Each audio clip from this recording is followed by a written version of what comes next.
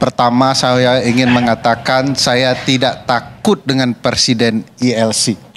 Saya sungkan dan hormat. Karena jabatan presiden bukanlah untuk ditakuti. Begitu, Bang. Siap. Ke beliau itu yang suka takut dengan presiden. Nah, saya ingin menjelaskan begini dari beberapa perspektif. Pertama, tafsir dan etik dalam ilmu konstitusi itu banyak. Ronald Dworkin mengatakan baca dengan moral reading, membaca teks dengan moral. Kalau tidak, dia akan kepentingan. Dalam hal itu saya mau bahas satu soal apa maksud asli dari kampanye-kampanyean ini. Dua, saya akan pakai undang-undang dan kita dengarkan apa pendapat Pak Margarito Kamis soal undang-undang yang akan saya sebutkan. Karena kebetulan ini masih hari Rabu, besok baru Kamis. Nah, saya ingin menggunakan pendekatan itu. Pertama, selalu dalam sebuah undang-undang itu ada maksud dan tujuan dia dibentuk. Begitu juga di dalam 281 dan 299 ayat 1 Undang-Undang Pemilu. Itu sebabnya kita bisa lihat di mana saja di dalam sistem presidensial, presiden boleh maju dalam kampanye. Saya bacakan dan jelaskan dasar dan cerita di belakangnya. Satu yang sudah diceritakan Mbak Bivitri tadi, bahwa presiden kalau dia petahana pasti diberikan kesempatan untuk maju. Untuk kampanye, ya, untuk berkampanye. Kenapa? Karena ya memang dia dibatasi 2 periode rata-rata. Kalau 3 periode boleh kampanye di periode ketiga. Dan untuk supaya dia tidak menyalahgunakan wewenang dan kekuasaannya, dalam berkampanye dia dibatasi supaya pertarungan jujur dan adil, fair gitu ya. Oleh karena itu dia harus cuti ya, tidak menggunakan fasilitas negara. Ini berkaitan dengan tujuan supaya lawannya itu mendapat lawan tanding yang fair. Maka kalau dibaca ya bahwa dia punya hak untuk berkampanye, basisnya pasal 299 ayat 1 Undang-Undang Pemilu. Dia menggunakan haknya untuk berkampanye.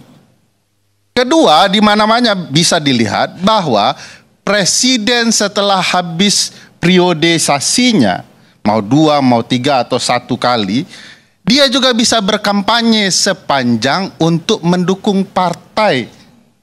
Partainya mencalonkan presiden yang mana? Karena tidak mungkin sebagai kader, dia tidak mendukung. Jangan sampai dia dikatakan kalau dia yang dicalonkan, partainya mendukung, sementara kalau orang lain setelah dia dicalonkan, dia tidak dukung. Ini sikap politik internal partai yang didukung dalam konsep politik dan ketatanegaraan. Jadi boleh, makanya bunyi pasal 281 itu, jika peserta mengikutkannya. Ya pasti peserta itu adalah partai politik yang notabene-nya kita tahu bersama ya partai politik dia. Ya tidak mungkin dalam sistem presidensial presiden ya mengkampanyekan calon presiden dari partai yang lain. Gak mungkin. Nah, kasus Pak Presiden Jokowi pertama di dunia ini, Bang. Boleh cek. Siapa ahli ketatanegaraan, rajin-rajinlah membaca. Tidak ada calon presiden dari partai X kemudian berkampanye untuk presiden dari partai Y. Adab dalam politik dia bermasalah. Begitu untuk dia, partai support dia, tapi begitu dia selesai, dia support orang lain. Maka tidak ada yang terjadi ini. Aneh kalau orang tidak paham konteks ini. Nah, saya ingin menjelaskan juga dari segi undang-undang. Karena ini peristiwa satu-satunya, kita harus lihat juga ketentuan undang-undang lain. Ada pasal 5 angka 6. Bunyinya kurang lebih seperti ini. Penyelenggara negara, termasuk presiden di dalamnya, berkewajiban untuk menyelenggarakan dengan penuh tanggung jawab kerja ketatanegaraan dan tidak menggunakan hak dan kewenangannya untuk kepentingan kroni dan keluarganya serta yang lain-lain. Nah, ada presiden sedang menjalankan tugas negara. Demi kepentingan anaknya, dia cuti untuk mengkampanyekan anaknya. Padahal dia dulu pernah berjanji, anak dan keluarga saya tidak akan pernah ikut urusan politik. Sekarang dia berbeda. Ada adab yang diatur di sana. Dan harus diingat, pasal 5 angka 6 Undang-Undang 28 tahun 99 tentang penyelenggara negara yang bersih dan bebas korupsi, kolusi, dan nepotisme. Presiden Jokowi sedang menggunakan nama besar yang terkandung ada di dadanya untuk kepentingan keluarga, anak. Dia melepaskan tanggung jawabnya untuk mengkampanyekan anaknya. Jadi ada problematika yang dulunya orang terlarang, sekarang di era Pak Presiden Jokowi hendak dilabrak. Jadi ini undang-undang yang mengatur penyelenggara negara kita untuk taat. Siapa contoh paling utama? Ya presiden. Nah, presiden pula yang kemudian mengabaikan contoh-contoh itu. Jadi memang ada ruang politik yang bermasalah ketika presiden berkampanye untuk kepentingan anaknya. Bagi saya Bang Karni, ada ketidakpercayaan diri presiden. Ya, tadi sudah ada yang menyinggung. Saya mau menjelaskan begini. Ya, itu bukan hukum, tapi politik selalu dekat dengan hukum tata negara. Tapi begini, tunggu dulu. Dengar dulu, sabar. Ini penjelasannya belum selesai, Bu. Enggak, supaya apa? Begini. Tunggu dulu. Begini. Biarkan saya selesai bicara. Biarkan saya selesai bicara.